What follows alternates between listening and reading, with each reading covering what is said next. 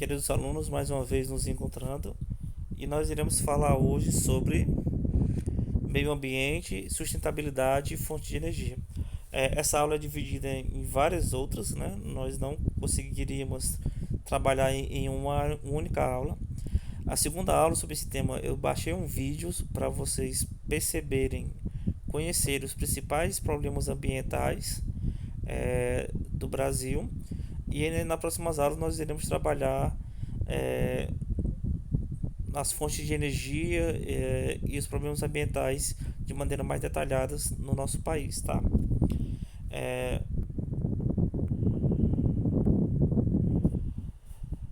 e aí nós iremos trabalhar nesta primeira aula alguns conceitos que eu considero importantes, porque não adianta você falar sobre sustentabilidade, meio ambiente, se você não souber os conceitos básicos que envolvem esse tema, tá?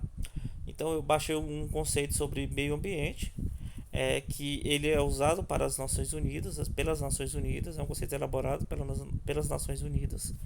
E meio ambiente é o conjunto de componentes físicos, químicos, biológicos e sociais capazes de causar efeitos diretos ou indiretos em um prazo curto ou longo sobre os seres vivos e as atividades humanas, tá? Então, o meio ambiente envolve tudo aquilo que nós conhecemos, vivo ou não vivo, e que de alguma forma influencia é, a curto prazo ou a longo prazo na vida do ser humano, tá? Então, esse é o conceito mais amplo de meio ambiente. Então, muitas vezes a gente pensa que meio ambiente é só a floresta, é só o rio, mas tudo aquilo que tem vida, que não tem vida, inclusive as rochas, por exemplo, está incluído no conceito de meio ambiente, tá? Inclusive aquilo que nós construímos, né?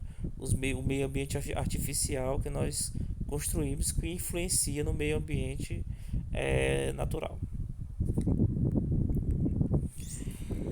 Outro conceito importante que nós precisamos ver é uma temática sobre a questão do aquecimento global, né? Que é o aumento médio da atmosfera e dos oceanos, não a nível local, né, mas a nível global. Existe uma discussão muito grande hoje, existe um grupo dizendo que o aquecimento global é uma farsa, né? Por quê? Porque a Terra sempre teve períodos de aquecimento ao longo da sua história, da sua existência.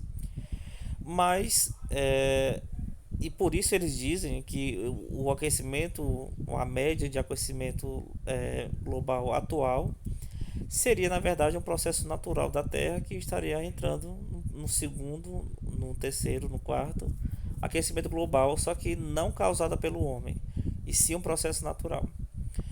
Mas os que defendem a teoria do aquecimento global dizem que o homem está intensificando um processo que já é natural, ou seja, o aquecimento global existe, né? Há períodos na Terra que a Terra de fato se aquece, mas devido à poluição, devido à emissão de gases, especialmente de combustíveis fósseis, o homem está acelerando esse processo de aquecimento global.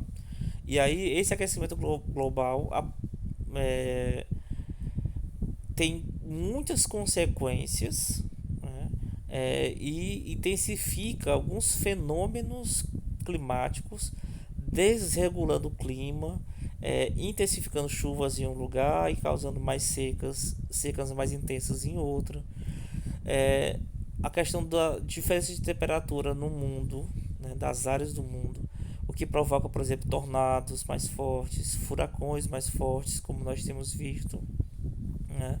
Então, uma série de mudanças climáticas e desregulagens, entre aspas, climáticas estariam sendo ou estão sendo geradas por causa do aquecimento global.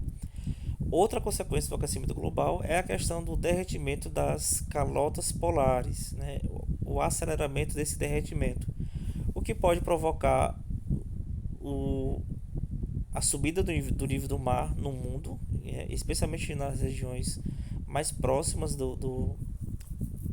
das calotas polares, e principalmente isso pode gerar um dano social enorme, porque países que estão à beira do mar, né, que tem um litoral muito grande como o nosso país, áreas desses países poderiam ser ou podem ser, vir a ser inundadas pelo aumento do nível do mar. Então, o prejuízo social seria enorme nesses países.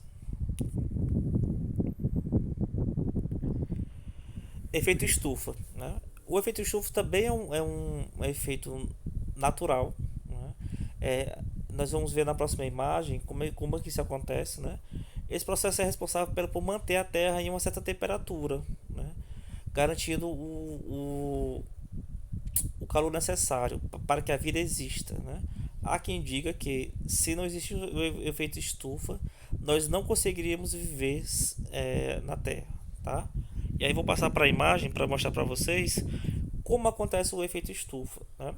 E aí da esquerda para a direita nós vamos explicando, tá? O Sol ele emite uma grande quantidade de energia, né? A energia solar, né? E perceba que existe uma curva, né? Cinza, que são os gases de efeito estufa, tá? Quando o Sol emite a sua radiação e ela bate na Terra, parte dessa energia ela é irradiada, ou seja, devolvida para cima, né, para a atmosfera, tá? Esses gases de efeito estufa deixam passar certa quantidade de radiação, como vocês estão vendo na imagem, e eles evitam que toda a radiação, toda a temperatura, né, todos os raios solares se percam, sejam levados de volta para a atmosfera, tá? Então eles têm a capacidade, vocês estão vendo aí nesse primeiro tracinho vermelho aí, tá? Que eles seguram uma certa quantidade de calor, ou seja, nem toda a energia que seria desperdiçada para cima, ou seja, devolvida para a atmosfera, ela acaba ficando retida, uma parte dela, no nesses gases. Isso faz com que a temperatura nessa região fique um pouco mais equilibrada, né? O problema desse momento que nós vivemos é que quando você tem muito gás de efeito estufa, né, isso evita que uma quantidade de gases, além de radiação, que sairia da Terra, que era ideal que ela saísse, elas fiquem muito próximas da Terra, ou seja, existe um excesso de concentração de calor próxima da Terra, e aí provocando o aquecimento global. Então, resumindo, o efeito estufa é necessário? É algo natural? Só que quando nós emitimos muitos gases, nós intensificamos esse processo que seria um processo natural. Outro conceito importante que é a megadiversidade, né? Que corresponde a uma imensa riqueza de biodiversidade em um lugar, né? Quando um país, uma região tem muita diversidade, né? Ou tem uma quantidade de vida, de flora, de fauna muito grande e muito diversa, nós chamamos essa região de megadiversa, né? Ou um país megadiverso, tá? E aí nós temos um mapa, são 17 países, né, que são mega diversos, ou seja, que tem uma quantidade muito grande de diversidade na sua fauna e na sua flora. E percebam que a maioria deles está próximo ao trópico, à linha do Equador, aliás, na região tropical, tá?